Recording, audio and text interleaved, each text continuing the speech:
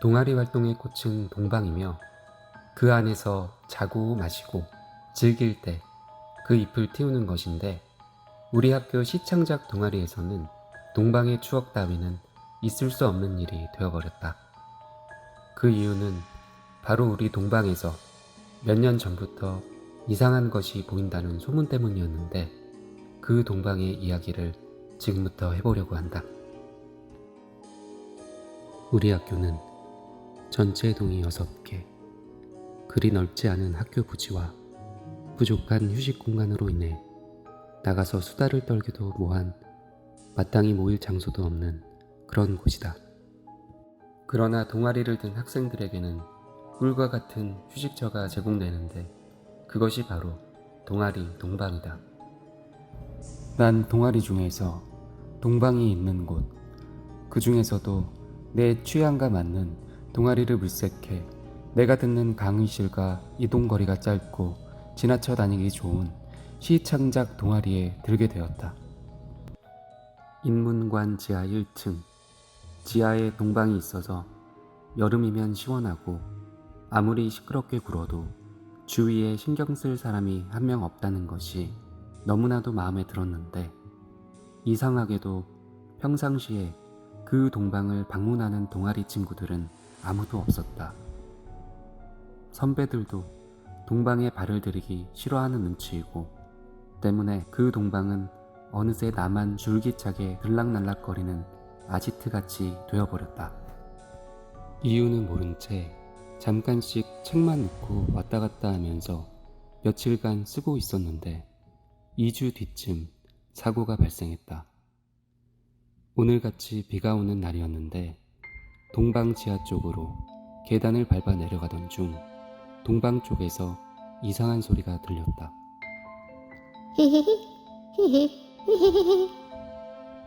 깜짝 놀라서 잠깐 멈칫했지만 솔직히 동아리에 여하구들도 있었고 꼭 걔들 웃음소리가 비슷하길래 섬뜩함을 느끼면서도 계속 발걸음을 옮겼다. 그런데 동방 문 앞에 선 순간 심상찮음을 느끼고 혼란스러워지기까지 했다. 동방 문 틈새로 빛이 새어나오거나 할 텐데 그 문 앞에 섰을 때 동방의 전등은 꺼진 상태였다. 낮 시간대라고 생각하기에는 안에 사람 인기척이 전혀 느껴지지 않았다. 거기까지 생각이 미치자 머리가 갑자기 빙글빙글 돌면서 어지럽더니 내 다리가 뭔가에 씌인 것처럼 후들거렸다.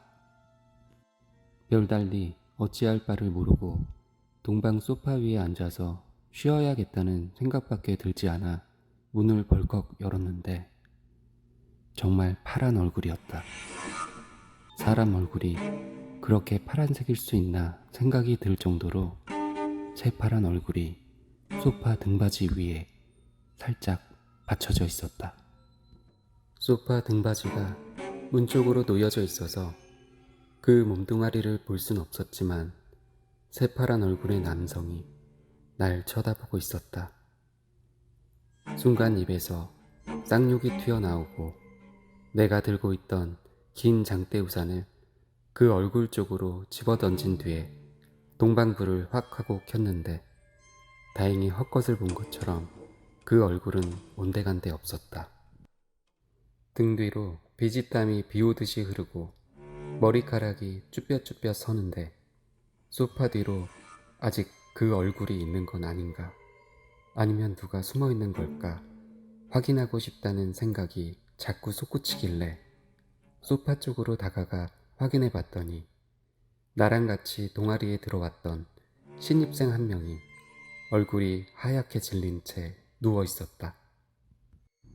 그 애를 정신없이 흔들어 봤지만 정신을 차리지 못했고 난 어쨌든 동방에서 나가야겠다는 생각에 애를 들쳐업고 뒤도 안 돌아보고 허겁지겁 빠져나왔다. 동아리 선배, 부장 할 것 없이 다 불러 모은 후에 내가 겪은 일을 다 같이 모여 얘기하는데 내가 봤던 것과 똑같은 걸 선배들도 봤다는 사실을 들었다. 소파 위에 누워있던 애는 잠깐 몸이 불편해 쉬러 왔다가 심한 가위에 눌렸다고 이야기하며 공포에 휩싸여 있었다. 놀라운 건 가위에 눌렸을 때 파란 얼굴을 한 사람을 똑같이 보았고 내가 와서 우산을 던진 것까지 가위에 눌린 상태로 생생하게 기억하고 있었다는 것이다. 그러나 이건 그 파란 얼굴과의 첫 번째 악연이었을 뿐이고 그 동아리 생활 1년 동안의 괴 현상은 본격적으로 지금부터가 시작이었다. 동방은 이후로 나 혼자 잘 못 들어갔다. 첫째는 너무 무서웠고 둘째로는 꼭 2인 이상 같이 들어오라는 부장의 말 때문이었다. 솔직히 정말 바쁘고 힘든 날엔 동방에서 쉬고 싶고 독서와 과제도 동방에서 해야겠는데 늘 그곳에 친구 한 명을 붙여 들어오기란 영 불편하고 친구에게도 미안한 일이 아닐 수 없었다. 난 그래서 책을 가지러 갈 때나 물건을 챙길 때 빠르게 볼일만 보는 식으로 그곳에 오래 머물지 않았다. 하지만 며칠의 시간이 지나자 두려움을 잊고 그곳에 또 들락거리기 시작했다. 동아리방에 언제 그 이상한 얼굴이 나왔었냐는 듯 그날의 기억을 까맣게 잊고 있었다. 날씨가 유달리 쾌청했던 어느 날 나는 아침 일찍 동방에 들어가 밀린 과제를 하고 있었다. 소파에 누워 뒹굴거리다가 마음을 다잡고 책상에 앉아 강의 자료를 보며 노트북으로 PPT를 작성하는데 동아리라면 어디든 있을 법한 오래된 캐비넷에서 탁 하고 큰 소리가 들려왔다. 마치 어긋난 쇠와 쇠바퀴가 부딪히는 듯한 소리였다. 순간 깜짝 놀라 뒤를 돌아봤는데 아무도 없었고 중간 두 번째 캐비넷 서랍이 살짝 열려 있을 뿐이었다. 참고로 우리 동방에는 총 3개의 캐비넷이 있었는데 하나는 그동안 쓴 동아리 시집과 활동집, 사진첩과 전문서적으로 차 있었고 두 번째는 동아리 축제나 심심할 때 가지고 놀 만한 물총, 음악 CD, 테이프와 잡동사니가 있었다. 그리고 마지막 세 번째 캐비넷은 많이 낡고 망가져 뒤로 돌려져 있었는데 그 위에 옷이나 동아리 점퍼를 걸어놓는 행거에 가려져 있었다. 사실 이때 도망쳐 나갔어야 했는데 실수였다. 약간 긴장된 상태였지만 특별히 이상한 점도 없어 다시 PPT 작성에 몰두했다. 그런데 두둥. 이번엔 캐비넷 쇠문짝이 2번 튕기는 소리가 났다. 난 순간 뒤를 돌아보기가 망설여졌지만 진정한 후 뒤를 획 하고 빠르게 돌아다봤다. 캐비넷 문짝이 방금 전보다 더 열려 있었다. 난 자리에서 일어나 캐비넷 문을 쿵 하는 소리가 나도록 있는 힘껏 세게 닫았다. 마음속 두려움을 가라앉히고자 한 행동이지만 기분 나쁜 쇳소리에 왠지 모를 불안감이 밀려왔다. 동방에서 일단 빨리 나가야겠다는 생각으로 거의 다 완성한 PPT를 급히 저장하고 일어났다. 일어선 채로 대충 완성된 PPT를 마지막으로 재빨리 훑으며 엔터를 쳐서 넘기는데 이번에도 역시나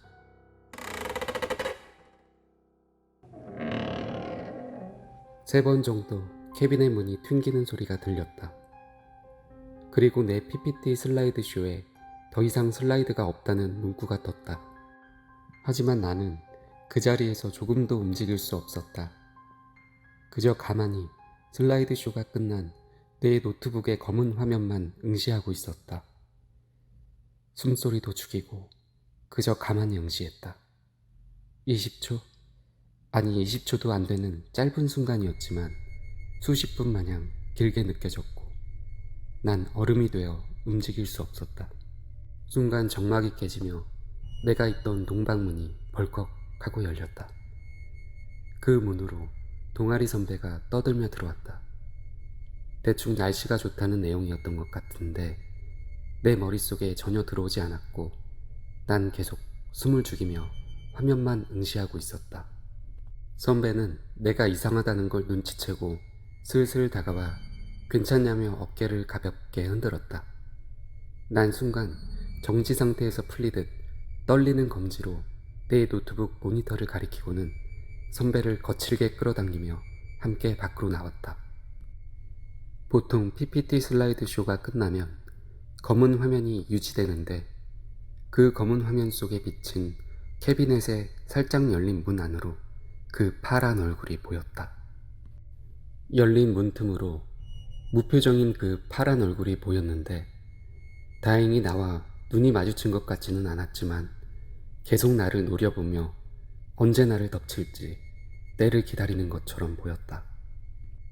솔직히 처음엔 노트북 화면에 그 얼굴을 손가락으로 가리켰을 때 선배는 그걸 보지 못하고 나만 바보 취급받을 줄 알았다. 그러나 불행인지 다행인지 선배도 역시 검은 스크린에 비친 그 얼굴을 보았다며 공포에 질려 있었다. 난 그 후로 그 공방에서 급히 내 물건을 모두 챙겨 나온 뒤 다시는 들어가지 않았다. 하지만 뭔가 다른 대책이 필요하다 느꼈다. 왜냐하면 어렵게 따낸 동방이었고 아무리 학생회에 말하든 총회에 말하든 부질없는 짓이었기 때문이었다. 뭔가 바뀌기는커녕 헛소리하지 말라는 답변만 돌아올 뿐이었다. 우리 동아리는 동방을 옮기길 간청했으나 학교 측에서는 별다른 공간도 없고 정 그렇다면 동방을 차라리 회수하겠다는 뜻을 전달했다. 당시 우리 동아리 회원들은 모두 모여 술을 자주 마셨는데 그날은 그 문제로 떠들어댔다. 난 동방에 완전히 질려 폐쇄하자는 의견에도 혹하고 있었는데 동아리 선배나 친구들은 어떻게든 동방을 사수하고 싶다는 뜻이 강해 보였다. 난 별다른 의견을 내놓지 않고 있었다. 무당을 불러 구술하자는 의견도 있었고 떡을 놓고 제사를 지내서 귀신을 달래보자는 등 현실성이 없는 말들이 나오기 시작했고 나는 순간 예전에 어렴풋이 들은 이야기들을 토대로 의견을 제시했다. 나는 전에 어르신들로부터 몇몇 기가 안 좋고 귀신이 많은 곳에서는 불경이나 주기도문을 틀어놓으면 좋다는 이야기를 들어본 적이 있었는데 가장 실천해보기 쉬운 방법이라는 생각이 들었다. 그리고 라디오의 기독교 채널을 항상 틀어놓는 건 어떤지 사람들에게 물었다. 그러자 좋은 생각이라며 동의하는 말들이 쏟아졌다. 우린 즉시 가까운 문구점에서 라디오를 구매했고 기독교 방송을 하루 종일 틀어놓기로 구체적인 계획을 세웠다. 다음날 아침 나는 동아리 선배들과 함께 동방에 들어가 빈 소켓에 코드를 연결하고 기독교 방송 라디오의 소리가 잘 들리는지 확인 후 서둘러 동방을 나갔다. 항상 틀어놓는 채널은 2개만으로 합의했는데 기독교 채널 주파수였던 106.9와 93.9MHz로 통일하기로 한 것이다. 기도문을 읊어주는 방송이었기 때문에 이보다 훌륭한 채널은 없다고 생각했다. 방송 덕분인지 한동안 누구도 이상한 현상이나 그 파란 얼굴을 본 사람은 없었다. 그런데 중간고사가 끝나고 다시 문제가 발생했다. 어느 날 나에게 문자가 왔던 것이다. 당시엔 카톡이 아직 널리 보급되지 않을 때라 문자로 연락이 왔는데 내용인즉 누가 라디오 채널을 돌려놨다 라는 것이었다. 우리끼리 라디오 채널을 건드리지 않기로 합의한 상태였는데 근래에 채널이 자꾸만 돌아가 있다는 것이었다. 당시 그 문자를 받았을 땐 누군가 다른 방송이 궁금해 틀었나 하고 대수롭지 않게 여기고 넘어갔었다. 그러나 교양 과목 중간고사를 보고 동방에 들어갈 때 그런 아니란 생각은 180도로 바뀌었다. 인문관에 도착한 나는 착잡한 마음으로 계단을 내려오고 있었는데 동방 앞에 우리 동아리 여자 부원 한 명이 안절부절 못하고 서 있었다. 이유를 들어보니 요즘 또다시 이상한 일이 생기는 것 같다는 것이었다. 잊고 있었던 불안감이 다시 현실이 되자 속으로 욕짓거리가 나왔지만 남자 체면에 못 들어가겠다라고 하기엔 자존심이 상했고 당당하게 괜찮다며 내 뒤만 따라오라고 떵떵거리면서 들어갔다. 그리고 나는 곧바로 도망치듯 동방을 빠져나올 수밖에 없었다. 이유는 어두운 동방 안을 메우는 라디오 소리가 시끄러운 노이즈로 가득 차 울리고 있었기 때문이었다. 밖에서 듣고 눈치를 챘어야 했는데 라디오 채널이 엉뚱한 곳으로 돌아가 라디오 특유의 지지직 가는 노이즈만 내고 있었기 때문이다. 그때만 생각하면 지금도 온몸에 소름이 돋고 털들이 쭈뼛쭈뼛 서는데 나와 그 여자애는 뭔지 모를 공포에 동시에 비명을 지르며 계단으로 도망쳤다. 곧바로 수업이 없는 선배 한 명을 더 불러냈고 동방에 함께 들어갔다. 역시 라디오에서는 노이즈 소리만 내고 있었는데 이상했던 건 라디오 채널을 특정 주파수에 맞춘 것이 아니라 그냥 끝까지 돌려져 있었다는 것이었다. 마치 일부러 아무 소리도 안 들리게 해놓은 것처럼 말이다. 함께 들어온 선배는 그냥 누가 장난친 거 아니야?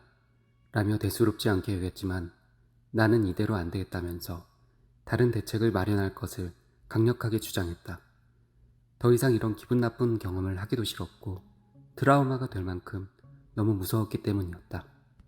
대부분의 동아리 부원들도 나와 같은 생각이었고 이번에는 라디오 주파수 버튼을 뽑아버려 쉽게 돌리지 못하게 하였다. 그리고 혹시나 누가 라디오에 손을 대는지 알기 위해 라디오 옆에 12시간짜리 녹음기로 녹음을 하였다. 마지막으로 아무나 쉽게 손댈 수 없는 높은 자리에 올려두었다. 그리고 다음날이 되었고 라디오는 여전히 기독교 방송을 떠들고 있었다. 녹음 테이프에는 별다른 소리가 잡히지 않은 듯했고 다행이라고 생각하며 우리는 계속해서 동방을 사수했다. 당시 동방일 때문에 살이 많이 빠졌는데 날 보는 사람들마다 항상 어디 아프냐는 소리를 했고 동방에서 봤던 그 파란 얼굴이 가끔씩 꿈에서 보이는 날이면 무서워 날밤을 새우기도 했다. 그러던 어느 날 지난번 동방에서 함께 비명을 지르고 도망쳤던 여자애로부터 전화가 왔다. 그 여자애는 울음 섞인 목소리로 미친 듯이 아무 말이나 내뱉고 있었다.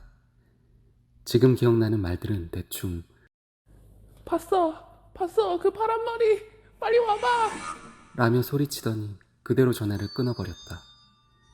난 첫 강의 후 점심을 먹으러 가던 참이었는데 통화 후 급격하게 식욕이 없어졌고 동방으로 무거운 발걸음을 향했다.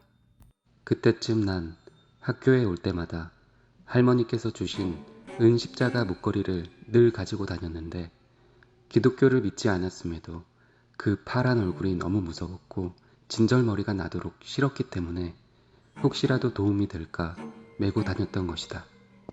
동방에 들어서자마자 그 여자의 울음소리가 소름 끼치도록 울려 퍼졌다. 먼저 도착한 다른 사람들이 그 여자애를 둘러싸고 토닥이고 있는데 여자애는 한마디로 제정신이 아닌 듯했다. 그 아이의 이야기는 이랬다. 자신은 평소처럼 아침 일찍 책을 챙기러 동방문을 열었는데 아직 이른 시간이라 무척 어두컴컴했던 동방에 파란 무엇인가가 보였다는 거였다. 그리고 우리 동방에 울려 퍼져야 할 라디오 소리는 꺼져 있었고 그 파란 무엇인가는 자신에게 관심도 두지 않은 듯 미친 듯이 그 얼굴을 좌우로 흔들어대면서 끄덕끄덕 거리고 있었다는 거였다. 나는 그 소리를 듣고 본능적으로 라디오를 확인했고 라디오는 이미 반으로 떡하니 갈라져 망가져 있었다. 난 라디오 옆에 녹음기에서 테이프를 꺼내서 바로 챙겼다. 그리고 황급히 동방을 빠져나와 다 함께 테이프에 녹음된 소리를 확인했다. 처음엔 아무 소리도 안 들렸다. 나는 녹음기를 빨리 돌렸고 계속 빨리 감기를 하던 중 가며 뭔가가 녹음된 소리가 났다. 나는 곧바로 다시 그 부분으로 되감아 재생하였고 다들 그 소리를 확인하자 어리둥절한 표정이었다.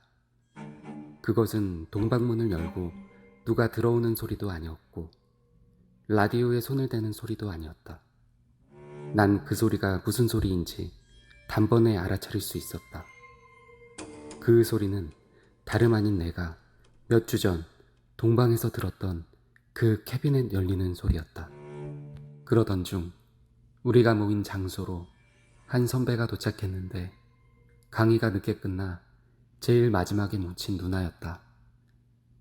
누나는 웃는 얼굴로 품에 커다란 골판지 상자를 들고 있었다.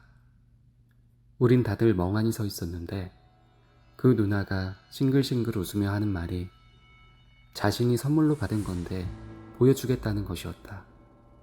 상자 안에 든 것은 강아지였다. 검은 바탕에 흰 수염과 눈썹을 가지고 있는 귀엽게 생긴 슈나우저. 그걸 보자 갑자기 부원들의 분위기가 좋아졌고 파란 얼굴을 잠시 잊고 다들 얼굴에 혈색이 도는 듯했다. 그 작고 귀여운 강아지를 꺼내 보여주면서 그 누나는 구세주 같은 이야기를 해주었다. 슈나우저는 독일말로 입이라는 뜻을 나타내는데 그 의미는 부정하고 나쁜 것, 해로운 것을 입으로 물어뜯어 죽인다는 말에서 지어진 이름이라는 것이었다. 그리고는 동방에서 몰래 키우자는 이야기를 했다.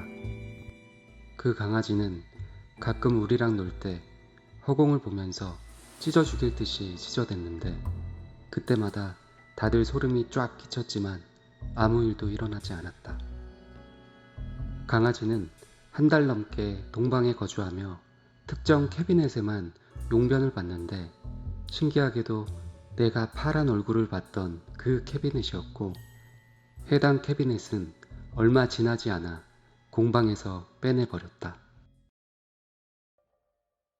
내가 학교를 떠나고 그 캐비넷에 연관된 어떤 사연이 밝혀졌는지는 모르겠지만 그 후에도 파란 얼굴을 봤다는 후배들 이야기는 듣지 못했다.